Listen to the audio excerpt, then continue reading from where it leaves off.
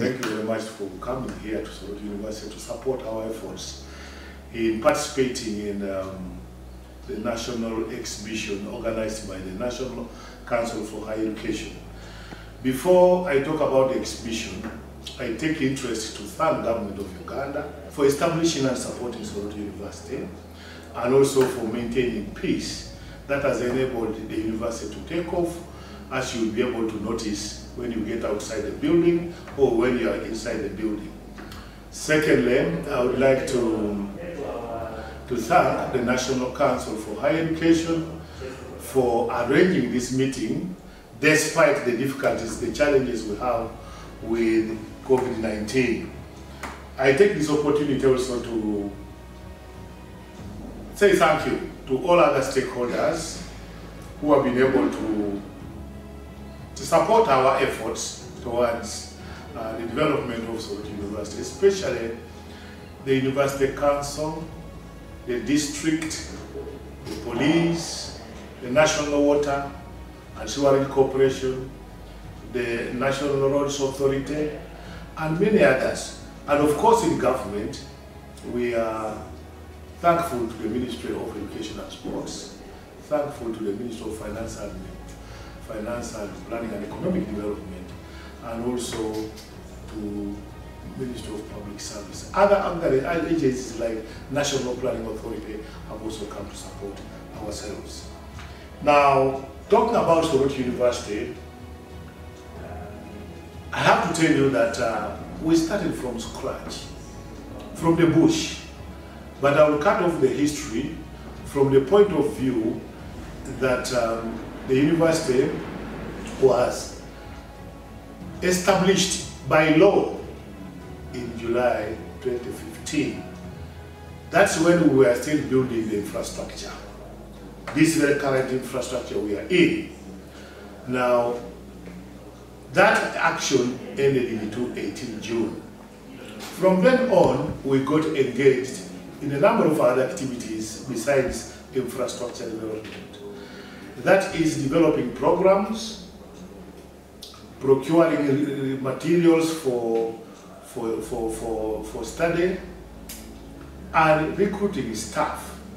I must say, although we are fairly weak in the higher positions of teaching, we are running the university now as we need.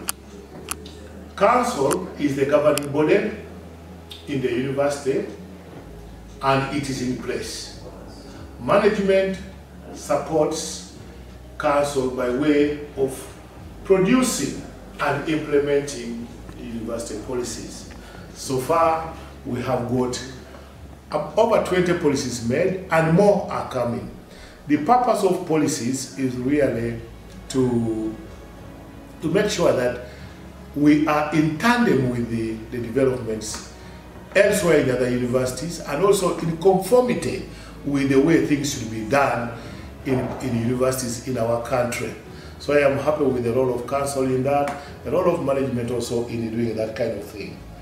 As you have seen from infrastructure, the first 3 buildings, which are now habitable, were paid for by government, and we thank government for that. The money is coming, of course, from the national coffers. And as of now, we are having other projects that are going on. One is the anatomy building, if you might have seen there, the dining hall, which is almost in completion stage, water development, now they're putting up the tanks, and the road network, which is owned by National Roads Authority. So these are very, very important developments as far as the university is concerned.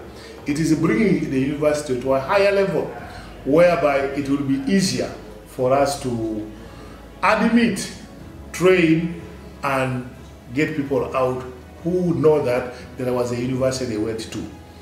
Now, the other one, which has been very, very important over a period of time, is recruitment of staff. We have recruited staff in various categories. We have academic, we have administrative, and we have support staff. Each one of those categories have different roles to play. And I can say we are doing well in as far as staffing is concerned. It could be better, but we shall continue with whatever we have and so on. In academics, I must say that we have 3 programs that are accredited. Accreditation means they are legally acknowledged by government as those that are approved to be used for teaching and learning of our students. These are medicine, human medicine, nursing, and computer engineering, electronics and computer engineering. Those 3 programs are running, and we have just this week admitted the 3rd cohort of students, and others are in class where they are studying, and we are moving on, and more programs are likely to come. For example, shortly we expect early next year to have sciences, midwifery, electrical and electronics engineering, and renewable energy. So these are part of the developments we are pushing on in as far as this university is concerned. One may ask, why only those ones? We plan according to our resource envelope. Number 2, we are directed through government, by government, to concentrate in areas where there is inadequacy of human resources in this country. And as you know, there are many gaps in the scientific area. So we are doing recruitment in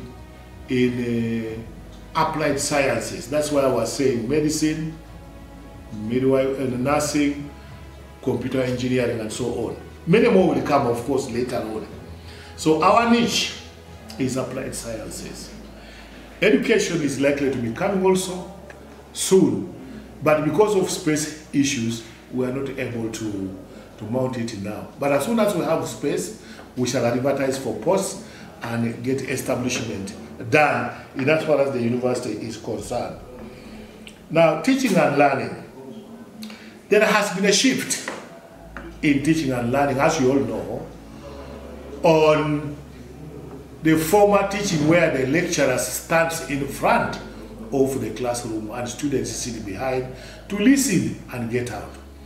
Somehow, because of this COVID-19, there has been a shake-up that we have to deliver our teaching and learning online, replicating them from here to make farmers to have outside growers. That is an innovation which I think I can say. Now, what else do I have to say about this university? What I'm saying about this university is that I welcome students to come in. We have good labs, both in engineering and medical sciences. We have a library, print, and virtual. So we have people who are manning all these places.